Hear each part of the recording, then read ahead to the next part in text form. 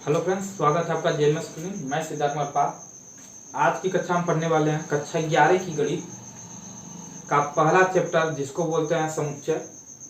तो समुच्चय सभी चैप्टरों में उपयोग होगा। समुच्चय कैसा आपका चैप्टर है जो सारे के सारे चैप्टरों में यूज है, कहीं ना कहीं समूह बनेगा। तो समुच्चय को हम समझ लेते हैं, समुच्चय किसे कहते हैं। तो समुच्चय का शाब्दिक अर्थ समूह होता है। देखिए, समझिए इस चीज को। समुच्चय समुच्चय का शाब्दिक अर्थ, समुच्चय किसे कहते हैं, तो हम समुच्चय को पहले समझते हैं। समुच्चय का शाब्दिक अर्थ होता है समूह। बात समझिए, समूह समूह समूह धन उच्चय, मतलब समूह होना चाहिए। तो भाई समूह को हम क्या बोलते हैं? ग्रुप भी बोलते हैं। कोई बच्चा ग्रुप भी बोलता है। और क्या बोलता है भाई? झुंड भी हो सकता है। ये आपका घरेलू भाषा है।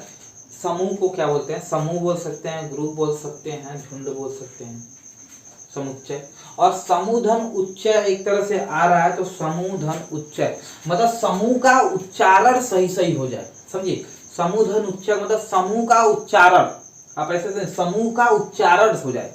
उच्चारण का मतलब जब परिभाषाएं इसकी बनेगी समुच्चय की, तो समुच्चय की परिभाषा आपको ये बनेगी कि किसी सुपरिभाषित समूह को, वस्तु या अंकों के सुपरिभाषित समूह को समुच्चय बोलते हैं। क्या बोलते हैं? वस्तु या अंकों के सुपरिभाषित समूह को समुच्चय बोलते हैं। क्या बोलते हैं? देखिए, हम इसको जब बोलेंगे, इसकी सुपरिभाषित की परिभाषा देंगे हम, तो आपका परिभाषा जो बनेगा ऐसे बनेगा कि वस्तु या अंकों के समूह को, वस्तु या अंकों के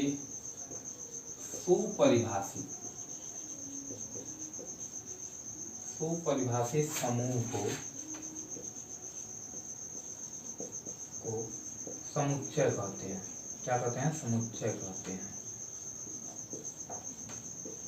देखिए, इसी परिभाषाएं से हम पूरी सेट खत्म कर देंगे, अगर ये आपको समझ में आ गया। इसमें अच्छा, हम लोग अभी तक सुने हैं, परिभाषा सुने हैं, लेकिन सुपरिभाषित, इसी को देखिए। ये सुपरिभाषित शब्द को आप समझ लीजिए, समुच्चय आपको समझ में आ जाएगा, ये हमारी गारंटी है। इसी सुपरिभाषित को समझिए। सुपरिभाषित मतलब परिभाषा है, लेकिन कैसा है? एकदम शुद्ध परिभाषा है। कि भाई ऐसी परिभाषा बोल दो जैसे अब हम बोल दे कि कोई चीज है आपके पास, कोई टोकरी है, कुछ भी है। समझिए, मान लेते हैं आप लोग कहीं किसी चीज, जानवरों का समूह है, एक तरह समझिए, इसको समझिए। सुपरिभाषित को हम बोलेंगे क्या? देखिए, हम इसको क्या बोल सकते हैं, ये समझिए आप। सुपरिभाषित को परिभाषित ना, आप 4 लोग हो, एक चीज है आपके पास, गाय है। समझिए, कोई झुंड है, अभी बोले समूह है, कोई समूह है, कोई झुंड है, कोई, तो गाय का है समूह, और आप इसमें आपका आ गया शेर आ गया। बात समझिए, एक आपका हिरन आ गया, एक आपका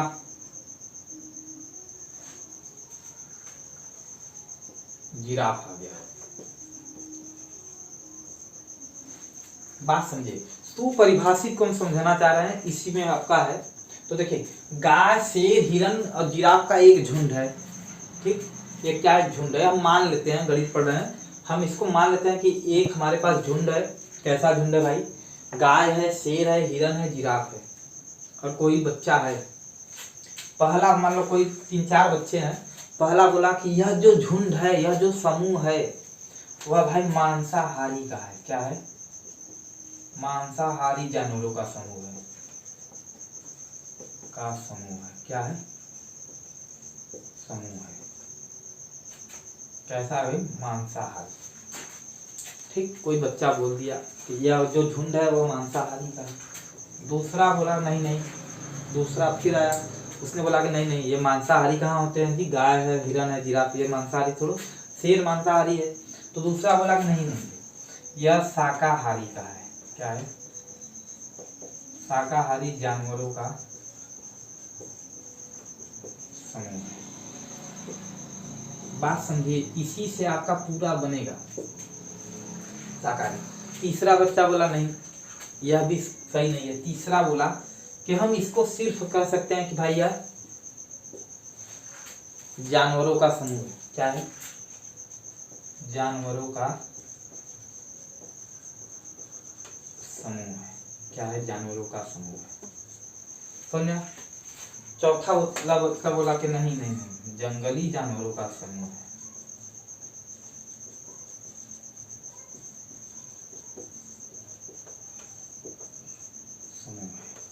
बात समझिए, चारों बच्चे ने अलग अलग परिभाषाएं दी। इन सभी को परिभाषित चार बच्चों ने किया है। इन सभी को, चार बच्चे थे, चारों ने अपने अपने तरीके से परिभाषित किया है। और हमको समुच्चय का झुंड मतलब समुच्चय पढ़ना है। तो समुच्चय बोला, परिभाषा तो सबने दिया भाई, इन सारे जानवरों का सबने परिभाषा दिया अपने अपने हिसाब से, लेकिन हमको समुच्चय की परिभाषा में क्या मिला है? सुपरिभाषित। सुपरिभाषित मतलब वेल डिफाइंड बोलते हैं जिसको, एकदम पूरी तरह से जिसने डिफाइंड कर दिया है। इन सभी, इस समूह को जिसने सबसे अच्छे तरीके से समझा दिया हो वही आपका सुपरिभाषित होगा। तो देखिए किसने समझाया है, इसी को समझे, किसने इस ग्रुप को समझाया है। ठीक, तो हम जानते हैं कि भाई मांसाहारी तो शेर है। देखिए समझिए, यह तो बच्चा गलत बोला, ठीक, दूसरा बच्चा भी गलत बोला है, तीसरा बच्चा आपका बोला है। देखिए तीसरा बच्चा क्या बोला? जानवर है। गाय भी जानवर है, शेर भी जानवर है, हिरन भी जानवर है, जिराफ भी आपका जानवर है। अब ये सभी क्या है? जानवर है आपके। ठीक, तो तीसरा ने सही बोला कि नहीं बोला? तीसरा ने आपका सही बोला कि भाई जानवरों का समूह है। कैसा है? जानवरों का समूह है, झुंड है। ठीक, चौथे बच्चे ने भी बोला जंगली जानवरों का समूह। हाँ भाई जंगली है, शेर हिरन जिराफ जंगली है, लेकिन गाय आपका पालतू जानवर में आते हैं। ठीक, तो यह भी गलत है। तो सुपरिभाषित का आपने अर्थ समझा, जो पूरी तरीके से झुंड को, समूह को, ग्रुप को डिफाइंड कर दे उसी को सुपरिभाषित बोलेंगे। आई होप आप लोग को ये चीज समझ में आया होगा। तो इसका परिभाषा बनेगा, वस्तु या अंकों के सुपरिभाषित समूह को समुच्चय कहते हैं। वस्तु या अंकों के सुपरिभाषित समूह को समुच्चय कहते हैं। ठीक ठीक, तो अब समुच्चय होता क्या है ये तो आपको समझ आएगा। समुच्चय एक समूह होता है, और कैसा समूह होता है भाई? सुपरिभाषित समूह को ही हम बोलेंगे समुच्चय बोलेंगे। ठीक, तो समुच्चय तो आपका हो गया। अब समुच्चय को दर्शाने के कुछ नियम है, ठीक है, कि समुच्चय के कुछ नियम है भाई। तो जैसे हम बताते हैं समुच्चय को प्राय, मतलब यह पूरा किसका ग्रुप था? देखिए यह गाय शेर हिरन जिराफ किसका ग्रुप था? एनिमल का था। तो हम इसको बोलते हैं भैया एनिमल। एनिमल को कैपिटल एस, मतलब जो ग्रुप को दर्शा रहा है उसको हम अंग्रेजी वर्णमाला के बड़े अक्षर द्वारा प्रदर्शित करते हैं। क्या दर्शा रहा है भाई? देखिए बड़े अक्षरों द्वारा हमने प्रदर्शित कर दिया। और देखिए समझिए ध्यान से, जो समुच्चय है, अब यह एक समुच्चय हो गया, सुपरिभाषित समूह हो गया भाई एनिमल का। समझिए एनिमल का क्या हो गया? सुपरिभाषित समूह हो गया। अब इसके यह क्या है? सदस्य हैं कि नहीं? इस समुच्चय के सदस्य हैं, गाय भी सदस्य है, शेर भी सदस्य है, हिरन भी सदस्य है, जिराफ भी सदस्य है। इसी को आपको बोलते हैं अव्यय। क्या बोलते हैं? अव्यय। ठीक, समुच्चय के अवयव को स्मॉल अंग्रेजी वर्णमाला के छोटे अक्षरों द्वारा लिखा जाता है। अंग्रेजी वर्णमाला के छोटे अक्षरों द्वारा लिखा जाता है। जब इसको हम समुच्चय के रूप में लिखेंगे तो ए बराबर ए से एनिमल। देखिए, और समुच्चय के अवयव को मझले कोष्ठक में रखा जाता है। मझले कोष्ठक में रखा जाता है। ठीक, समुच्चय के अवयव को एक दूसरे से अलग करने के लिए कामा का प्रयोग किया जाता है। क्या किया जाता है? कामा का प्रयोग किया जाता है। एक चीज और आपका, समुच्चय के अवयव को, एक अवयव को दो बार नहीं लिखा जा सकता। क्या है? दो बार गाय नहीं लिखा जा सकता। इस गाय के झुंड में 10 गाय रही होंगी, 20 गाय रही होंगी, लेकिन गाय सिर्फ एक शब्द लिखा गया। तो समुच्चय के अवयव को एक बार लिखा जाता है, एक अवयव को एक ही बार लिखा जाता है। ठीक, ये आपका हो गया।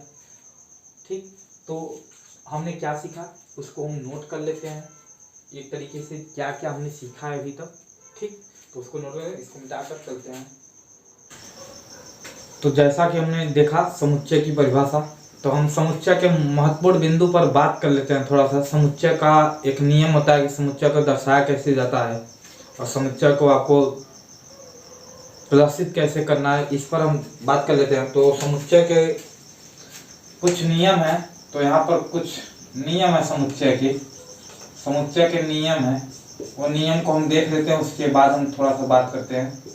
तो समुच्चय का पहला नियम आपका ये पड़ता है कि किसी भी समुच्चय को, पहला टॉपिक हमारा यही है, हम पहला टॉपिक कर सकते हैं। पहला टॉपिक हमको कहता है कि समुच्चय को प्रायः अंग्रेजी वर्णमाला के बड़े अक्षरों द्वारा प्रदर्शित किया जाता है। किसी समुच्चय को हमको दर्शाना होगा तो हम अंग्रेजी अक्षर के कैपिटल लेटर द्वारा उसको प्रदर्शित करेंगे। सब पहला काम क्या है, समुच्चय को, देखिए समुच्चय को अंग्रेजी वर्णमाला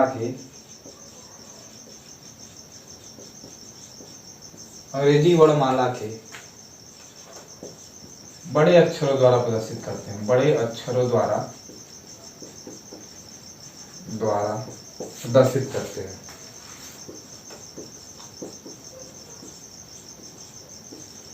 करते हैं। पहला हमारा हो गया। दूसरा है, जैसे कोई समुच्चय, ऐसा उदाहरण एक आप देख लीजिए। जैसे एग्जाम्पल में हमको कोई दर्शाना तो कैपिटल A B C, समुच्चय को अंग्रेजी वर्णमाला के बड़े अक्षरों द्वारा प्रदर्शित करते हैं। दूसरा हमारा है,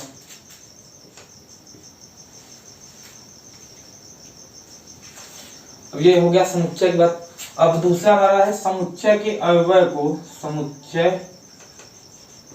के, देखिए अवयव को अंग्रेजी वर्णमाला के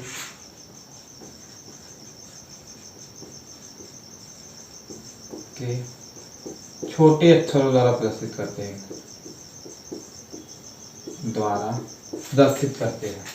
क्या करते हैं, प्रदर्शित करते हैं। ये हमारा दूसरा टॉपिक है, ठीक। तीसरा हमारा है,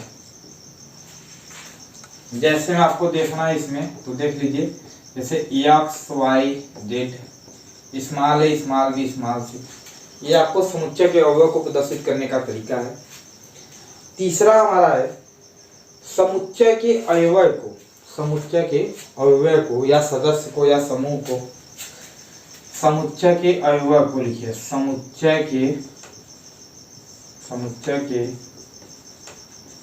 अवयव को कामा द्वारा पृथक किया जाता है, समझ रहे हैं। जैसे समुच्चय का अवयव है, दो अवयव, उनको अलगाव करने के लिए, अलग रखने के लिए बीच में कामा का प्रयोग किया जाता है। क्या किया जाता है, कामा का प्रयोग किया जाता है, ठीक। और हमारा चौथा नियम है आपका, चौथा पड़ेगा समुच्चय के अवयव को, देखिए समुच्चय के अवयव को प्रायः मझले कोष्ठक में रखा जाता है। ये मझला कोष्ठक है, मझले कोष्ठक में रखा जाता है। देखिए समुच्चय को प्रदर्शित करने के कुछ नियम है, हम उसी नियमों को पढ़ रहे हैं। समुच्चय का परिभाषा पढ़ लिया, तो इसका कुछ नियम है कि समुच्चय को कैसे हम दर्शाएंगे, उसी का हम नियम पढ़ रहे हैं। तो अगला नियम हमारा है, समुच्चय के एक अवयव को एक ही बार लिखा जाता है। क्या है, समुच्चय के एक अवयव को एक ही बार लिखा जाता है, एक ही बार लिखा जाता है। ध्यान से समझे, क्या बोला, समुच्चय के अवयव को एक ही बार लिखा जाता है। अगर यही आपको कोई समुच्चय दिया, उसको 2-3 बार दे दिया, रिपीट कर दिया, तो उसको सिर्फ हम एक बार लिखेंगे, ये आपका समुच्चय होता है। ये आपका कुछ बेसिक नियम है, इसको आप समझ लीजिए। और हम चालू करते हैं। थोड़ा समुच्चय का उदाहरण लेकर समझाएंगे कि समुच्चय किसे कहते हैं, और थोड़ा सा हम देखेंगे नंबर, क्योंकि हमको अंकों या वस्तु का समूह पढ़ना है। तो गणित पढ़ें तो अंकों का खास प्रयोग होगा। तो किस अंक को किस नाम से पुकारते हैं या जानते हैं, उस नाम के विषय में चर्चा करेंगे। ये आपका हो गया समुच्चय का नियम। ठीक, तो आइए हम देखते हैं अब समुच्चय के कैसे अंकों को कैसे प्रदर्शित करेंगे। जैसे एक से शुरुआत हुई, जैसे में आप समझ सकते हैं 1 2 3 4 5, ये आपका हुआ डैश डैश डैश। तो इसको कौन सी संख्या बोलते हैं, तो हमको पता होना चाहिए कि इसे नेचुरल नंबर बोलते हैं। इसे कैपिटल एन से प्रदर्शित करते हैं समुच्चय में। ठीक, तो हम इसके विषय में चर्चा करते हैं। तो इसी चीज में हमको एक चीज और देखना है, इसी में आप देखना चाहेंगे तो देख लीजिए। ये आपका एक और नियम था, समुच्चय के अवयव को क्रम बदल सकते हैं। समझ रहे हैं ना, समुच्चय के अवयव को क्रम बदला जा सकता है। तो हम इस पर ज्यादा तो इसके कुछ संकेत हम समझ लेते हैं। तो संकेत में हमको पढ़ना है ये कि देखिए, प्राकृतिक संख्याओं का समुच्चय अगर क्या रहेगा, नेचुरल नंबर का आपका ग्रुप है, समूह है, तो उसको हम n से डोनेट करते हैं, n से प्रदर्शित करते हैं या n का संकेत देते हैं। तो कहीं n लिखा आया कैपिटल में n, देखिए कैपिटल n आएगा, तो कैपिटल n आएगा तो उसको हम बोलेंगे प्राकृतिक संख्याओं का समूह है। ठीक, कैसा है, प्राकृतिक संख्याओं का समूह है। जेड आया तो पूर्णांक का समूह कहेंगे उसको, जेड क्या कहेंगे, पूर्णांक का समूह कहेंगे। और पूर्णांक आप जानते हैं किसे कहते हैं। ठीक, और क्यू आया तो परिमेय संख्या हो गया, डब्ल्यू आया तो आपका पूर्ण संख्या हो गया, आर आया मतलब रियल नंबर आया तो वास्तविक संख्याओं का समुच्चय हो गया, जेड प्लस आया तो धन पूर्णांक का समुच्चय हो गया। जेड प्लस आया तो किसका हो गया, धन पूर्णांक का समुच्चय हो गया। जेड और क्यू के ऊपर प्लस आया तो यह हो गया धन पूर्णांक और धन परिमेय संख्याओं का समुच्चय हो गया। ठीक, आर के ऊपर प्लस आया मतलब धन वास्तविक संख्याओं का समुच्चय, आर के ऊपर माइनस आया तो ऋणात्मक वास्तविक संख्याओं का समुच्चय है। ठीक, जेड के ऊपर माइनस आया तो ये हो गया ऋणात्मक पूर्णांक संख्याओं का समुच्चय। इसी तरह क्यू के ऊपर माइनस आया तो आपका हो गया ऋणात्मक परिमेय संख्याओं का समुच्चय। ये आपके कुछ निर्देशांक है, ये आपको कुछ संकेतांक है जिसको बोलते हैं संकेतांक। इसको हम समझ लिए, संकेतांक कहीं भी ये चीज मिलेगा कि प्राकृतिक संख्याओं का समुच्चय या समूह है तो उसे हम कहेंगे कैपिटल एन है। ठीक है, ये हम सवाल में प्रयोग करेंगे इसका चीज आप। तो इसके बाद हम पढ़ेंगे कुछ उदाहरण देख लेते हैं, समुच्चय किसे कहते हैं। समुच्चय का हम लोग पढ़ चुके हैं, सुपरिभाषित हो जाए वो आपका समुच्चय कहलाएगा। तो उसी के विषय में कुछ उदाहरण देख लेते हैं। तो हम कुछ देख लेते हैं कि समुच्चय है या नहीं है, आपको बताना है। आपको बताना है समुच्चय है या नहीं है, समुच्चय है या नहीं है, नहीं है। तो पहला सवाल हम दे देते हैं, भारत के नदियों का समूह, भारत के नदियों का समूह। देखिए, भारत के नदियों का समूह, ये आपको बताना समुच्चय है या नहीं है। एक आपको देख देते हैं, अंग्रेजी वर्णमाला के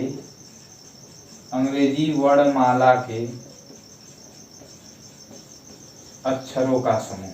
अंग्रेजी वर्णमाला नहीं देते, यहाँ पर दे स्वरों का समूह। अंग्रेजी वर्णमाला के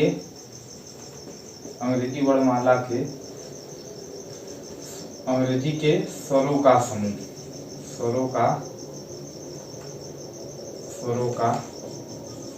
समूह। देखिए, अपने मन में बनाते रहिए। और एक दे दे,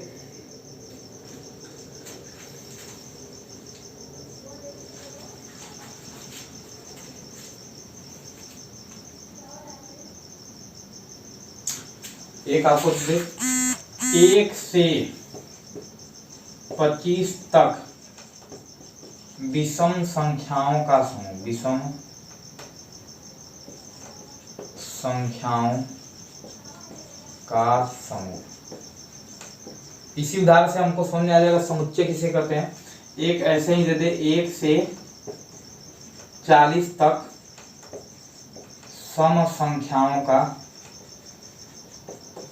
समूह। एक आपको हम ये चीज दे रहे हैं कि भारत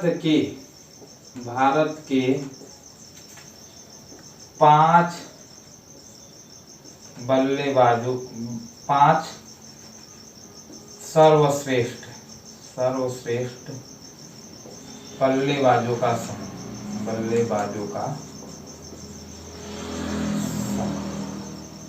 थोड़ा समझने वाला बात है। देखिए क्या बोला है,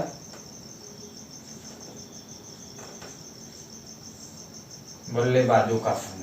ये आपको बताना है समुच्चय है या नहीं। आप देखिए थोड़ा सा इसको ध्यान से समझेंगे, इस चीज को आप समझ लीजिए, पूरा कॉन्सेप्ट आपका क्लियर हो जाएगा। हम स्टार्ट करते हैं यहाँ से। देखिए दूसरा एग्जाम्पल से, अंग्रेजी वर्णमाला के स्वरों का समूह। अंग्रेजी वर्णमाला के स्वरों का समूह हम क्या बताए थे, अंग्रेजी वर्णमाला के स्वरों का समूह हम क्या बताते हैं। पहला नियम, अच्छा समुच्चय परिभाषा चले कि समूह ऐसा बनाना है जो सुपरिभाषित रहे। और समूह कैसे बनाना है भाई, समूह बनाने कुछ नियम थे। हमने नियम देखा कि समुच्चय को प्रायः कैपिटल अक्षरों द्वारा प्रदर्शित करते हैं। तो अच्छा, अंग्रेजी वर्णमाला के अक्षरों स्वरों का समूह हमको निकालना है। तो स्वर को वावेल बोलते हैं, जिसको हम भी से प्रदर्शित कर देते हैं। भी बराबर हो गया। समुच्चय को हम किससे प्रदर्शित करते हैं, बड़े अक्षरों द्वारा, कैपिटल भी लिख दिया हमने, ठीक। और एक नियम पढ़ते, प्रायः समुच्चय के अव्यय को स्मॉल अक्षर द्वारा करते हैं, स्मॉल अक्षर द्वारा प्रदर्शित करते हैं। तो स्वर क्या होते हैं भाई, अंग्रेजी में ए होता है, ई होता है, आई होता है, ओ होता है, यू होता है। ये हमने लिख दिया। और हम बताते समुच्चय के अव्यय को एक दूसरे से अलग करने के लिए कामा का प्रयोग करते हैं, कामा का प्रयोग किया गया है। और एक चीज था, समुच्चय के अव्यय को मझले कोष्ठक में रखा जाता है, रख दिया। एक अव्यय को एक ही बार लिखा जाता है। यहाँ पर अगर एक अव्यय को एक ही बार लिखा गया है, ये जरूरी है कि आप एक और क्या, इन सब का क्रम उलट पुलट किया जाता है। कोई ये लिख दिया, कोई बच्चा कोई ये लिख दिया, ई ए यू ओ आई, यह भी सही है। उसने किया ना, कैपिटल से प्रदर्शित किया समुच्चय को, अंग्रेजी वर्णमाला के छोटे अक्षरों में लिखा, मझले कोष्ठक में बंद किया, वो प्रदर्शित कर रहा है ना। देखिए इधर उधर पलट रहा है, कोई दिक्कत नहीं। हमने बताया था क्रम बदला जा सकता है आपका। तो अंग्रेजी वर्णमाला के छोटे अक्षरों द्वारा प्रदर्शित किया गया है। ये आपको उदाहरण समझ में आएगा नहीं, यही मेन है कॉन्सेप्ट आपका। ये देखिए, ये हो गया समुच्चय सुपरिभाषित हो गया। इसको हम बता सकते हैं कि अब हम पूछेंगे अब क्या किस चीज का समूह है, तो आप बोलेंगे अंग्रेजी वर्णमाला के स्वरों का समूह है। तो सुपरिभाषित हुआ कि नहीं हुआ ये चीज, ये आपके मन में रहना चाहिए। अगर ये सुपरिभाषित हो रहा है तो आपको समझ में आ रहा है, समझिए इसी चीज को सुपरिभाषित कर रहा है। दूसरा बोला है, देखिए 1 से 25 तक विषम संख्याओं का समूह। 1 से 25 तक विषम संख्याओं का समूह। विषम संख्या को हम 8 नंबर बोलते हैं। 8 नंबर को हम ओ से करते हैं, ओ से कर दिए, मझला कोष्ठक लगा दिए। 1 से 25 तक, 1 से 25 तक हमको जाना है। तो विषम संख्या कौन सी होगी, 1 3 5 7 9 11 13 15 17 19 21 23 25 तक जाना है, ठीक। प्रत्येक अव्यय के बीच में हमने कामा से अलगाव किया है, समझ आ रहा है, कामा से अलगाव किया है। और प्रदर्शित करने के बाद मझले कोष्ठक में हमने इसको क्या कर दिया, बंद कर दिया।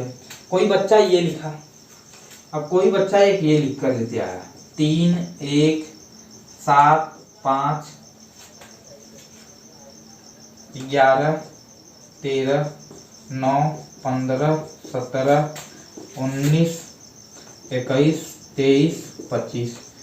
अब उसने भी यही चीज लिखा है, 1 से 25 तक विषम संख्याओं का समूह। कोई बच्चा ये लिख कर दिखा दिया।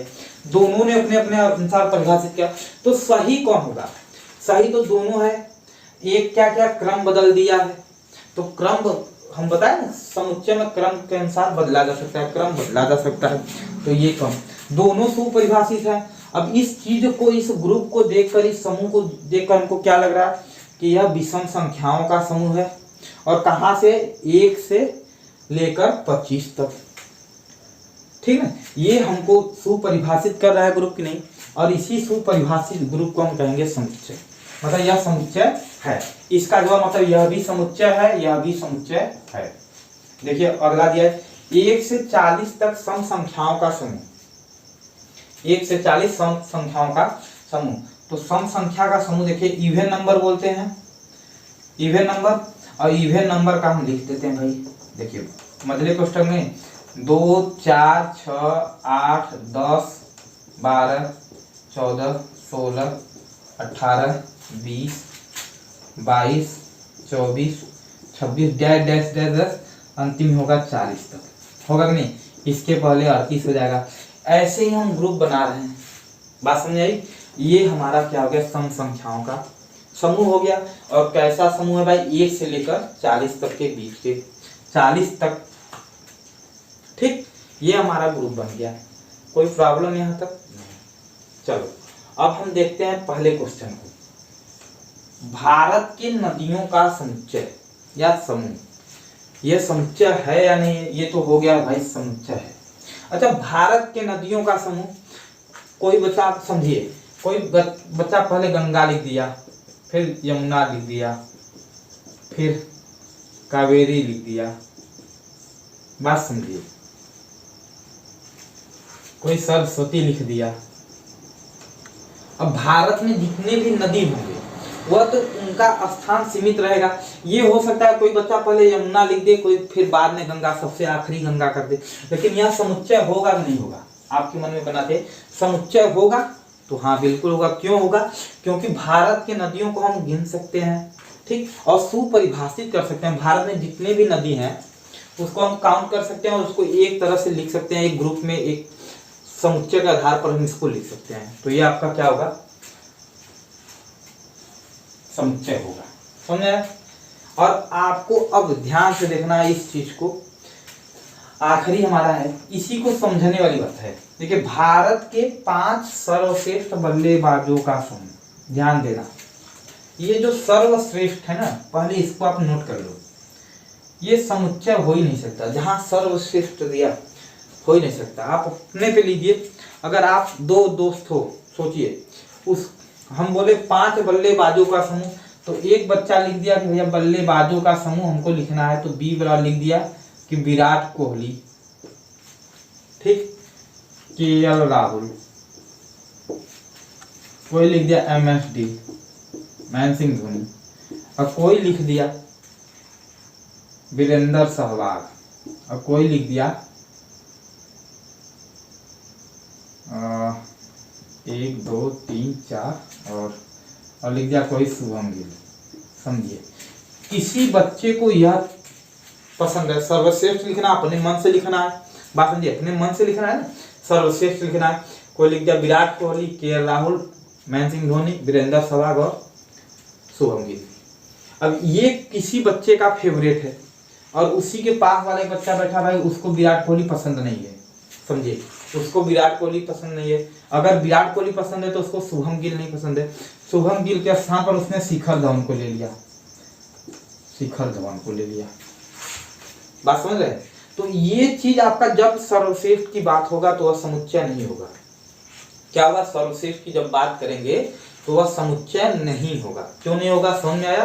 क्योंकि ये अपने अनुसार हो रहा है, अपने मन के अनुसार, मतलब हमको खोजना है, हमको देखना है, तो हमारी पसंद के ऊपर डिपेंड करता है। तो यह एक सुपरिभाषित इसको हो सकते, ये बोल सकते हैं हम, अगर इसको सुपरिभाषित किया जाए तो यह क्या बताता है?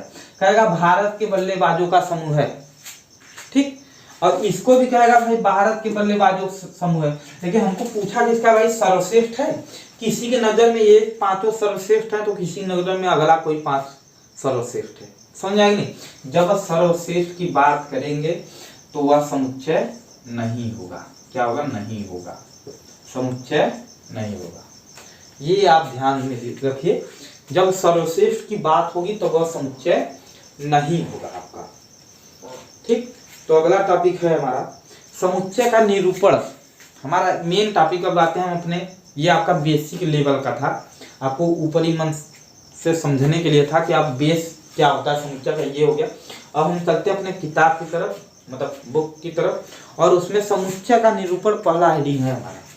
समुच्चय का निरूपण दो प्रकार का होता है, एक रोस्टर विधि से होता है, एक समुच्चय निर्माण विधि से होता है। तो आइए इन दोनों विषय में हम जानते हैं थोड़ा सा। तो समुच्चय का निरूपण हम दो प्रकार से पढ़ते हैं। तो पहला समुच्चय का रिप्रेजेंटेशन, जिसको हम बोलते हैं। तो समुच्चय का निरूपण दो प्रकार से किया जाता है। पहला आपका है रोस्टर फॉर्म, रोस्टर विधि, या इसी को सारणी विधि से नाम देते हैं, सारणीबद्ध बोलते हैं, या तालिका विधि, कभी कभी इसका नाम तालिका भी रहता है। ठीक, कभी कभी टेबुलर भी दे देता है, इसी का इंग्लिश नाम है टेबुलर। और दूसरा विधि है हमारा समुच्चय निर्माण विधि। समझिए, समुच्चय निर्माण विधि को गुण विधि भी कहते हैं, गुण विधि के नाम से भी जाना जाता है। ये इसी पर प्रश्न बन जाते हैं कभी कभी। इसको बोलते हैं रोस्टर फॉर्म, रोस्टर फॉर्म, या इसको टेबुलर बोल देते हैं, टेबुलर फॉर्म। ठीक, और समुच्चय निर्माण मतलब सेट बिल्डअप फॉर्म बोलते हैं। क्या बोलते हैं? सेट बिल्डअप, इसी को बोल देते हैं, ठीक, सेट बिल्डअप फॉर्म। तो ये आपका दो विधि होता है समुच्चय को प्रदर्शित करना है, निरूपित करने में। सेट बिल्डर होता है ये, अब नहीं ER होता है, सेट बिल्डर फॉर्म।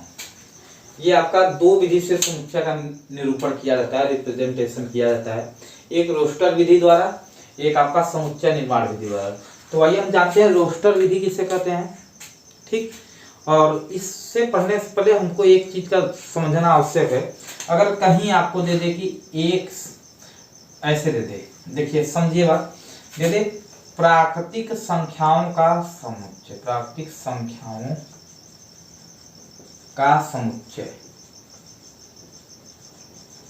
एक ये दे, इसी को समझ लीजिए थोड़ा सा, ये आपका जरूरी है।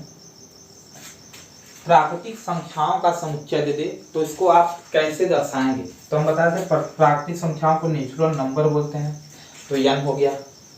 ठीक, और इसको दर्शाना है तो 1 2 3 4 5 6 और डैश डैश डैश कहाँ तक जाएगा? अनंत तक जाएगा। यही दो चीज समझ लीजिए। एक आपका दिया है 1 से 10 तक की प्राकृतिक संख्याओं का समुच्चय,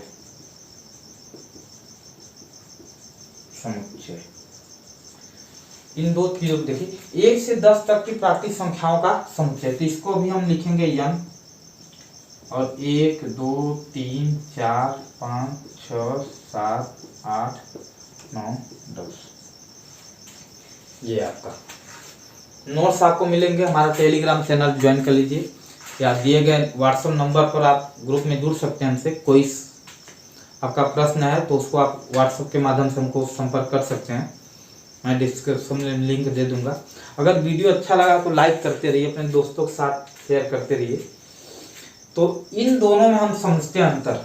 देखिए बहुत इंपॉर्टेंट चीज है ये, तो इसको पहले इसलिए पढ़ा रहा है, थोड़ा सा इसमें जरूरत पड़ेगा सारणी विधि में या रोस्टर फॉर्म में। तो देखिए ये जो है आपका प्राकृतिक संख्याओं का समुच्चय है, ठीक है। प्राकृतिक संख्याओं का समुच्चय कहाँ तक जाता है? अनंत तक जाता है। हम इसके अवयव को गिन सकते हैं, इसके एलिमेंट्स को हम गिन सकते हैं, इसके एलिमेंट्स को हम गिन सकते हैं। अनंत तक जा रहे तो उसको हम काउंट नहीं कर सकते हैं। जब किसी चीज को, किसी समुच्चय को हम काउंट नहीं कर सकते हैं, मतलब जो अनंत तक जा रही है, तो उसे हम अपरिमित कहते हैं। क्या कहते हैं? अपरिमित, अपरिमित समुच्चय कहते हैं। ठीक, अपरिमित, थोड़ा सा ध्यान दीजिए। और जिस समुच्चय को हम गिन सकते हैं, कितने अवयव हैं? बोलेंगे 1 2 3 4 5 6 7 8 9 10, इसको हम गिन सकते हैं ना, इसको बोलेंगे परिमित समुच्चय। क्या बोलेंगे? परिमित समुच्चय,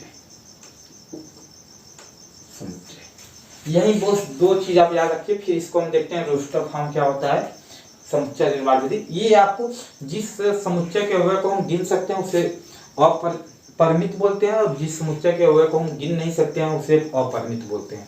बस ये दो कॉन्सेप्ट हमारा क्लियर है। उसके बाद हम देखते हैं रोस्टर फॉर्म। तो देखिए समुच्चय निर्माण की दो विधियां होती हैं। क्या होते हैं? दो विधियां होती हैं। तो आपको पूछता क्या है, देखिए दो चीज देता है। रोस्टर फॉर्म में दे देगा, आपको बोलेगा समुच्चय निर्माण में चिन्ह करिए। देखिए सवाल किस टाइप का बनेगा, बोलेगा कि रोस्टर फॉर्म में आपको दिया रहेगा, क्या रहेगा, रोस्टर फॉर्म में आपको दिया रहेगा चेंज, बोलेगा कि चेंज करिए। किसमें चेंज करना है? आपको चेंज करना है सेट बिल्डअप फॉर्म में, बिल्डर फॉर्म में ये आपको चेंज करना है। समझ आएगा नहीं? जैसे रोस्टर से दे देगा, रोस्टर से दे देगा आपको रोस्टर फॉर्म, रोस्टर विधि से चेंज करना होगा आपको समुच्चय निर्माण विधि में, समुच्चय निर्माण विधि में। पहला ऑप्शन ये होगा प्रश्न का। दूसरा देगा समुच्चय निर्माण से, समुच्चय निर्माण से रोस्टर फॉर्म में, रोस्टर विधि में। यही आपको दो तरह का सवाल बनेगा। बोलेगा रोस्टर से चेंज करिए समुच्चय निर्माण में, समुच्चय निर्माण से चेंज करिए रोस्टर फॉर्म में। आपको यही दो देगा। तो आइए हम समझ लेते हैं रोस्टर फॉर्म और समुच्चय निर्माण विधि को थोड़ा सा विस्तृत। इसको इरेज करके हम समझते हैं थोड़ा सा। तो ये हमको एक सवाल करते हैं हम इस पर।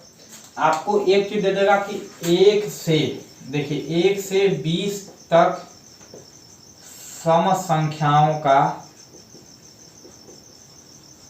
समुच्चय। देखिए यही चीज दिया है, 1 से 20 तक सम संख्याओं का समुच्चय। किसमें दिया है? समुच्चय निर्माण विधि में। किसमें दिया है? समुच्चय निर्माण विधि में। अब इसको बोला है चेंज करिए किसमें? रोस्टर विधि में।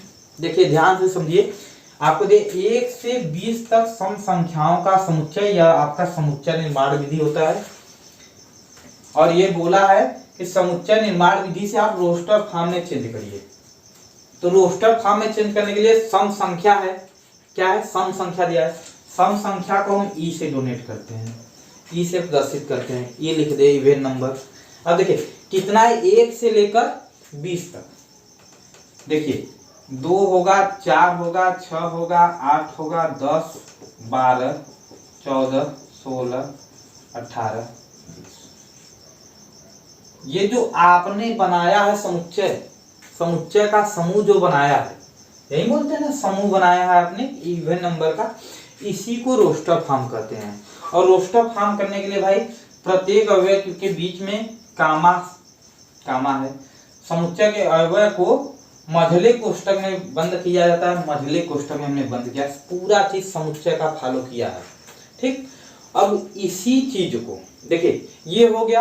अब हम बोले अंग्रेजी वर्णमाला के, अंग्रेजी वर्णमाला के स्वरों का समूह, स्वरों का समूह। देखिए ये समुच्चय निर्माण विधि में आपको दिया गया है, इसको बोला है रोस्टर फॉर्म में चेंज करिए। तो भी लिख दे बावेल, और ये आपका होगा AEIOU।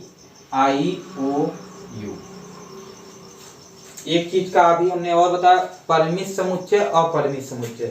तो हम यह समुच्चय कैसा प्राप्त हुआ है, हमको ये बताइए कैसा समुच्चय प्राप्त हुआ है। इसको हम गिन सकते हैं, इसके अवयव को क्या कर सकते हैं? गिन सकते हैं। तो यह कैसा समुच्चय होगा भाई? परिमित समुच्चय। कैसा होगा?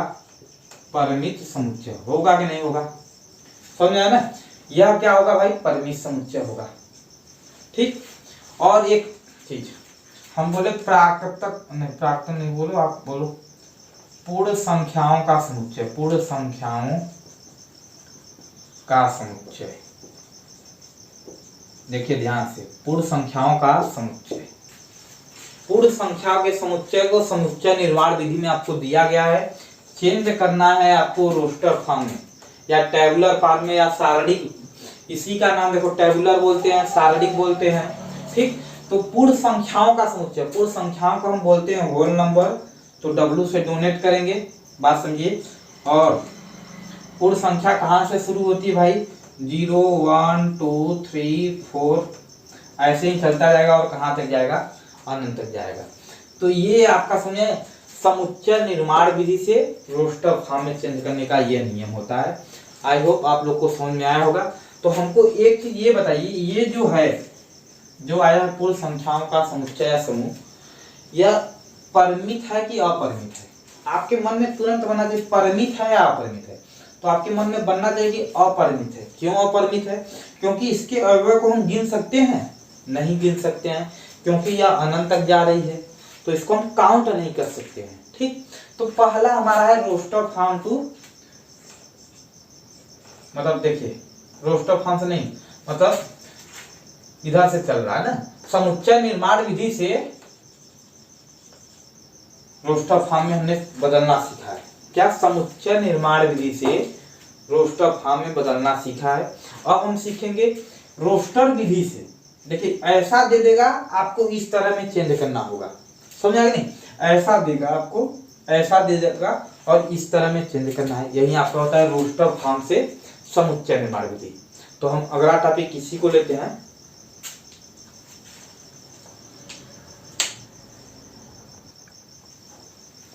तो अब हम देखते हैं रोस्टर विधि से हम चेंज करेंगे समुच्चय निर्माण विधि में। तो इसका नियम थोड़ा सा बदल जाता है। देखिए जैसे आपको दे देगा यक्ष दे दिया, कोई समुच्चय है, ध्यान से समझिए, यक्ष दे दिया, बोला AEIOU, बात समझिए, ये यक्ष बराबर दे दिया। वैसे वावेल होता है लेकिन हम यक्ष मान लेते हैं। ठीक, इसको हमको चेंज करना है। चेंज किस में करना है? रोस्टर फॉर्म में दिया है, रोस्टर फॉर्म में दिया है, और चेंज किस में करना है? समुच्चय निर्माण विधि में। तो इसको चेंज करने के लिए देखिए एक नियम है, हम पहले लगाएंगे मझला कोष्ठक, समझा? मझला कोष्ठक में यह जो है समुच्चय है और मझला कोष्ठक लग गया, तो मझला कोष्ठक के अंदर स्मॉल चलता है, स्मॉल अक्षर चलता है, बताए थे। तो इसको लिख देंगे यक्स, कोई दिक्कत? लगा देंगे सच दैट, इसको क्या बोलते हैं? Such that. अभी हम प्रतीकों के बारे में बात करेंगे, समुच्चय में कौन से प्रतीक को किस नाम से जानते हैं।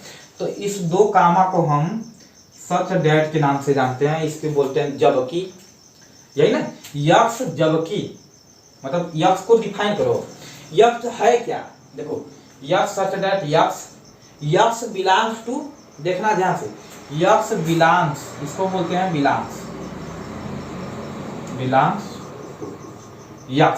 यक्ष सच दैट यक्ष बिलोंग्स, मतलब यक्ष किसको बिलोंग कर रहा है? स्वर को, वावेल को। तो यहां पर लिख सकते हैं अंग्रेजी वर्णमाला के स्वर। क्या लिख सकते हैं? अंग्रेजी वर्णमाला के स्वर। ये आपका हो गया समुच्चय निर्माण विधि। समझ में आया ये चीज? देखो ऐसे लिखेंगे, कोई बच्चा और तरीके से इसको लिख सकते हैं। कुल मिलाकर आपको इस समूह को जो दिया गया रोस्टर फॉर्म में, उसको डिफाइन करना है, उसको परिभाषित करना है आपको अपनी भाषा में। ये जरूरी नहीं कि यही लिखना है, कोई बच्चा यह भी लिख सकता है आपका यक्ष सच दैट यक्ष बिलोंग्स टू वावेल, यह भी सही है। ठीक, यक्ष बिलोंग्स टू वावेल, या यक्ष सच दैट यक्ष बिलोंग्स टू स्वर, अंग्रेजी वर्णमाला के स्वर अंग्रेजी वर्णमाला के। ये इस चीज को, ये जो आपको दिया है, समूह दिया है, इसको आपको डिफाइन करना, मतलब अपनी भाषा में समझाना है। उसी को हम समुच्चय निर्माण विधि कहते हैं। क्या कहते हैं? समुच्चय निर्माण विधि कहते हैं इसी चीज को। इसी चीज को हम क्या कहते हैं? समुच्चय निर्माण, इसी चीज को हम कहेंगे समुच्चय निर्माण विधि। ठीक है, इसी को डिफाइन करके हमने लिख दिया ये चीज। और कोई बच्चा यह भी इसको लिख सकता है, देखिए यक्ष सच दैट यक्ष बिलोंग्स टू वावेल, यह भी सही है, कहीं दिक्कत किसी को नहीं। अब देखिए एक चीज और है, मान लेते हैं आपके पास यक्ष बराबर दे दिया 1 2 3 4 5। अब इसको बोला चेंज करिए समुच्चय निर्माण विधि में। तो आप समझिए कि यह जो दिया है, यह जो दिया है, क्या दिया है, 1 2 3 4 5, ये आपका एक तरह से प्राकृतिक संख्याओं का समूह है। देखिए प्राकृतिक संख्याओं का समूह है, और कैसा समूह है, तो हम मान लेते हैं यक्स है, इसी को डिफाइन, या यक्स जो लेते हैं ना इसको डिफाइन करने के लिए, x such that x belongs to natural number. X यह नेचुरल नंबर है, और नेचुरल नंबर में कैसा है भाई, नेचुरल नंबर, अब यहां पर लिख दो 5 से कम। देखिए अपनी भाषा में लिखिए 5 से, यक्स बिलोंग्स टू प्राकृतिक संख्या और 5 से कम। ये हो गया पहला नियम। दूसरा नियम आपका हो गया, इसी को हम लिख सकते हैं x belongs to x such that x belongs to natural number less than 5, ये लिख सकते हैं। ठीक, ये भी लिख सकते हैं इसी को, x less than or equal to 5, यही ना, यक्स का मान 5 से छोटा या 5 के बराबर है। कोई बच्चा यह लिख दिया तब भी सही है, और कोई बच्चा यह लिख दिया यक्स सच दैट यक्स प्राकृत संख्या जो कि 5 के से कम या बराबर है। देखिए इसी चीज को यह भी डिफाइंड कर रहा है, यह भी डिफाइंड कर रहा है, यह भी डिफाइंड कर रहा है। ये आपका, ये दोनों तरीका आपके इसको परिभाषित करने का है। ये आपका जो तरीका है वो आपका किताब का तरीका है। किताब में आपको ऐसे ही दर्शाएगा। अगर आप ऐसे लिख कर आ रहे हैं तब भी आपका सही है, ये नहीं है कि आपका नंबर कट जाएगा। ऐसे करके आ रहे हैं तब भी आपका सही है, ठीक है। लेकिन मेन आपका किताब में जिस तरह से दिया है ये इस तरह का दिया है, ठीक। तो समुच्चय हमने सीख लिया, आपको पता हो गया होगा कि रोस्टर विधि से समुच्चय निर्माण विधि में कैसे चलेंगे और समुच्चय निर्माण विधि से रोस्टर विधि में कैसे चलेंगे, ये आपको पता चल गया होगा। तो अब हम देखेंगे समुच्चयों के कुछ प्रतीकों के बारे में। हम पहले चिन्हों के बारे में, कैसा ये जैसे आ गया सच डैट हो गया, ये बिलोंग्स हो गया, इसके विषय में थोड़ा सा और जान लेते हैं, या चैप्टर वाइज जैसे होता रहेगा उसको हम कराते जाएंगे। तो पहले अभ्यास में आपको हम बता रहे हैं, पहले अभ्यास में आपको प्रश्नावली 1.A में आपको डॉक्टर हर्षवर्धन शर्मा किताब में आपको छांटना मिलेगा कि कौन सा समुच्चय है, समुच्चय नहीं है। तो उसके क्वेश्चनों को हम करेंगे। तो उसके क्वेश्चन बहुत आसान से पढ़ेंगे हम, और पहले अभ्यास के पूरे क्वेश्चन को हम लोग देखेंगे कि कैसा होता है कैसा नहीं होता है। तो सिंपल है, ये जितना समझा उसको नोट कर लीजिए। और तो एक आध उदाहरण हम और देख लेते हैं। आपको दे देगा ट्रिग्नोमेट्री में TRIGOM में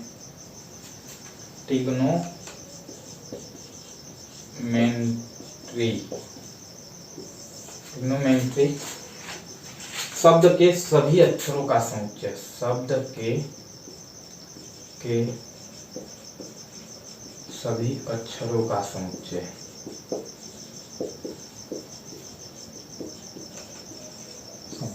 ये आपको एक क्वेश्चन दे दिया है, तो हम एक क्वेश्चन और देख लेते हैं। दे दिया ट्रिग्नोमेट्री शब्द के सभी अक्षरों का समुच्चय। तो पहले आपको ये पता होना चाहिए यह किस रूप में दिया है, किस रूप में यह दिया है। तो हमको पता है कि यह समुच्चय निर्माण विधि में दिया है। किसमें दिया है? समुच्चय निर्माण विधि में दिया है। और हमको इसको किसको में करना है? रोस्टर फॉर्म में करना है। तो ये बोला ट्रिग्नोमेट्री शब्द के सभी अक्षरों का समुच्चय। तो देखिए हम मान लेते हैं यह यक्स के बराबर है, कोई भी, ये आपके ऊपर डिपेंड करता है। यक्स मानो, वाई मानो, जेड मानो, ये नहीं कि हम यक्स मान रहे हैं बार बार, आप वाई भी मान सकते हो, जेड भी मान सकते हो। तो देखिए समुच्चय का नियम क्या कहता है। देखिए समुच्चय का नियम कहता है समुच्चय के प्रत्येक अवयव को अलगाव करने के लिए कामा का प्रयोग करते हैं, और समुच्चय के अवयव को एक बार में एक ही बार लिखा जाता है। मतलब दोहराया, किसी अक्षर को बार बार दोहराया नहीं जाता है। जैसे में है आपका टी है, एक हो गया आर हो गया, एक हो गया आई हो गया, एक हो गया आपका जी हो गया, एक आपका ओ हो गया, एक आपका यन हो गया।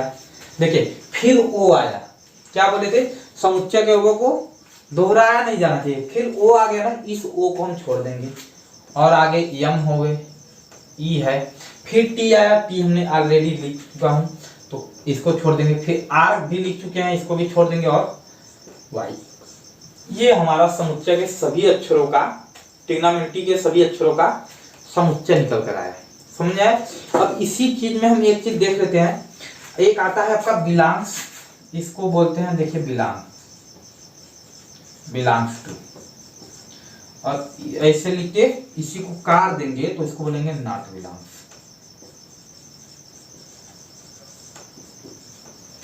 Not belongs to. इसी चीज को हम समझ लेते हैं। हम बोलेंगे यह आपको समुच्चय दिया है, इस समुच्चय में देखिए बिलोंग्स का मतलब क्या होता है, सम्मिलन होता है एक तरह से, क्या बोलते हैं, सम्मिलन बोल सकते हैं हम सीधा भाषा में। बिलोंग्स का मतलब है उपस्थित है कि नहीं है, हम बोलेंगे उपस्थित है इस समुच्चय में। हम बोलेंगे इस समुच्चय में, देखिए ये आपका टी दे दिया, ऐसे दे दिया, ठीक, समुच्चय सेट यक्स दे दिया। बात समझिए, यह यक्स के बराबर है, तो है कि नहीं है, ये समझ में आना चाहिए यक्स के बराबर है या नहीं है, आपको ये बताना है।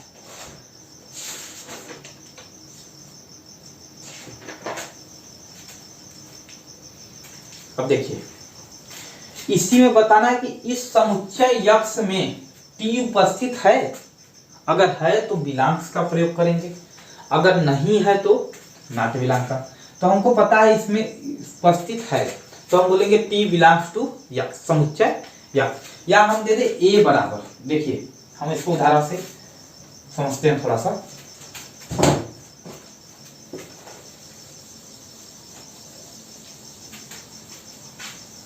हम इसको समझते हैं थोड़ा सा। देखिए ए बराबर आपको दे दिया 1 2 3 4 5 और 7।